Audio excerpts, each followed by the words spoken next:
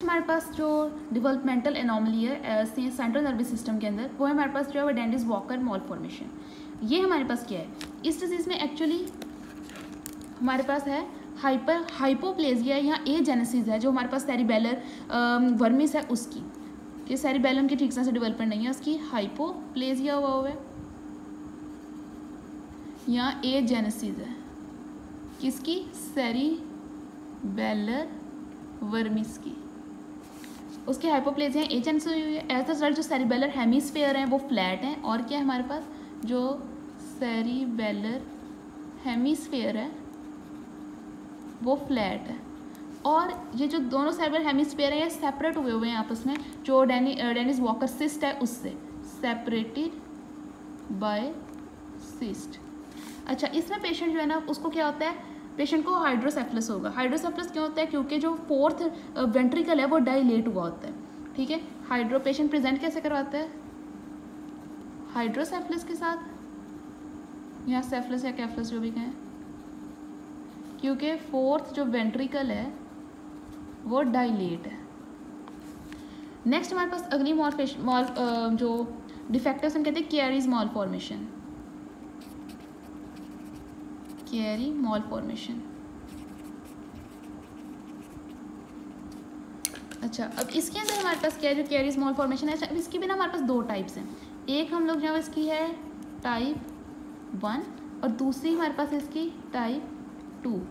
जो टाइप 1 है उसके अंदर हमारे पास क्या होता है कि जो सिर्फ और सिर्फ हम कहते हैं सेरिबेलर जो टॉन्सल्स हैं उनकी डिस्प्लेसमेंट हुई होगी। जो कौन से हैं, सेरिबेलर जो टॉन्सल्स हैं उनकी है डिस्प्लेसमेंट, और एज आ रिजल्ट हमारे पास सेरिबेलर टॉन्सिल्स की डिस्प्लेसमेंट हुई है, तो वो कहाँ पर आए हुए हैं, डिस्प्लेस हुए हैं फोरामन मैग्नम से।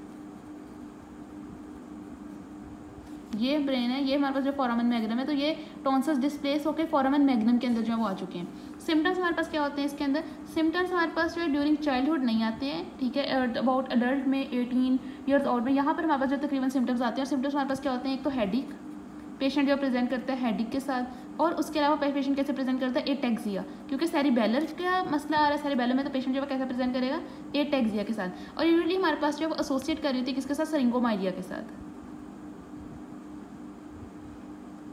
जो हमारे पास टाइप 2 है उसके अंदर हमारे पास क्या होता है कि एक तो cerebellar tonsil along with tonsils plus जो वर्मिस है वो हमारे पास डिस्प्लेस हुआ होता है, वो एज अ रिजल्ट डिस्प्लेस कर देते हैं हमारे पास किसको, ब्रेन स्टेम को, ब्रेन स्टेम को डिस्प्लेस कर देता है।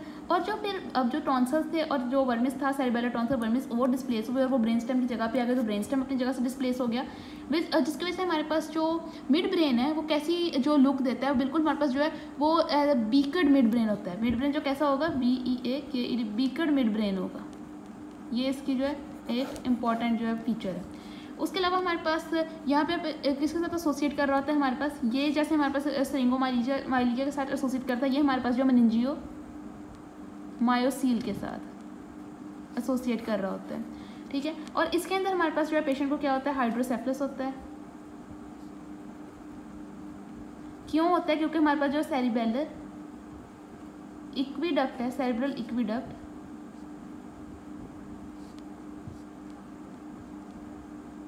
उसके अंदर हमारे पास जो है वो ब्लॉकेज हो गई है। जो सेरिब्रल इक्विडक्ट है उसके अंदर ब्लॉकेज हो गई है, एज अ रिजल्ट पेशेंट जो वो हाइड्रोसेफलस के साथ यहाँ पे प्रेजेंट करवा रहा है। उसके अलावा क्रैक्ड पॉट साउंड आती है जब हम इसके प्रिकॉशन करवाते हैं वो। और पेशेंट कैसे प्रेजेंट करवा सकता है, एक एंटीरियर फ्रंटनेले जो है वो डिस्टेंडेड हुआ होता है इसके अंदर। ठीक है, टाइप 1 है हमारे पास, जो कैरी मालफॉर्मेशन की टाइप 2 है, इसमें सिर्फ डिस्प्लेसमेंट हुई है। इसमें बस सेरिबेलर टॉन्सल्स की है, इसमें टॉन्सल लॉन्ग विद वर्मिस दोनों की है। डिस्प्लेस हमारे पास कहाँ पे हुए हैं, फोरामन मैग्नम के अंदर। तो सिम्टम्स यूजुअली अडल्ट एज में जाकर शो होते हैं, हेडिक, एटेक्सिया और एसोसिएटेड सिरिंगोमाइलिया के साथ। यहाँ पे टॉन्सल अलॉन्ग विद वर्मिस हमारे पास जो डिस्प्लेसमेंट हुई है किसमें, ब्रेन स्टेम के अंदर, तो बीकड मिड ब्रेन आता है। ये जैसे ये हमारे पास सोचिए मेनिंजियोमायोसिल के साथ, इसमें जो सेरिब्रल इक्विडक्ट है उसमें ब्लॉकेज है, तो हमारे पास हाइड्रोसेफलस के साथ पेशेंट प्रेजेंट करवाएगा। उसके अलावा इंटीरियर जो फ्रंटनेले की डिस्टेंशन है उसके साथ होगा, और बिल्कुल क्रैक्ड पॉट साउंड आती है हमारे पास ऑन प्रिकॉशन के ऊपर। ठीक है, अब नेक्स्ट जो हमारे पास डिसऑर्डर है वो है हमारे पास जो नेक्स्ट और जो लास्ट डिसऑर्डर्स हम कहते हैं कि जो हमारे पास जो सेरिब्रल इक्विडक्ट है उसके अंदर हमारे पास जो ब्लॉकेज हो जाती है। ठीक है, सेरिब्रल इक्विडक्ट ब्लॉकेज, यहाँ पर हमारे पास जो सेरिब्रल इक्विडक्ट की स्टीनोसिस, सेरिब्रल इक्विडक्ट स्टीनोसिस। नॉर्मली हमारे पास जो है ना वो पहले होते हैं लेटरल वेंट्रिकल, ठीक है। फिर हमारे पास जो वो थर्ड वेंट्रिकल, फिर हमारे पास जो फोर्थ वेंट्रिकल। सबसे पहले CSF जो लेटरल वेंट्रिकल से आता है थर्ड वेंट्रिकल के अंदर, थर्ड से आता है वो फोर्थ वेंट्रिकल के अंदर। ड्यूरिंग को जब थर्ड से फोर्थ वेंट्रिकल के CSF जाता है तो वो जाता किसके थ्रू है, थ्रू इक्विडक्ट के थ्रू। अब अगर हमारे पास जो इस इक्विडक्ट के अंदर जो वो स्टीनोसिस हो गई है एनी ड्यू टू कंजेनिटल या डेवलपमेंटल डिफेक्ट, यहाँ हमारे पास जो स्टीनोसिस हो गई है तो थर्ड से फोर्थ वेंट्रिकल के अंदर जो हमारे पास सेरेब्रोस्पाइनल फ्लूइड है CSF वो नहीं जा सकेगा, तो हमारे पास वहाँ पे वेंट्रिकल की वहाँ पे फ्लूइड अकोमुलेट हो गई है एज अ रिजल्ट। तो हमारे पास वेंट्रिकल क्या है वो डायलेट हो गया, वेंट्रिकल इनलार्ज हो गया, तो वो पेशेंट जो है वो हाइड्रोकेफ्लस के साथ जो प्रेजेंट करवाएगा। क्यों? सेरेब्रल एक्विडक्ट स्टीनोसिस हो गई थी, तो हमारे पास फ्लूइड जो सेरेब्रल स्पाइनल फ्लूइड है उसकी प्रॉपर ड्रेनेज नहीं हो पा रही है, उसकी प्रॉपर मूवमेंट नहीं हो पा रही है, तो as a result patient hydrocephalus के साथ प्रेजेंट करवाएगा। This is all about developmental मॉलफॉर्मेशंस।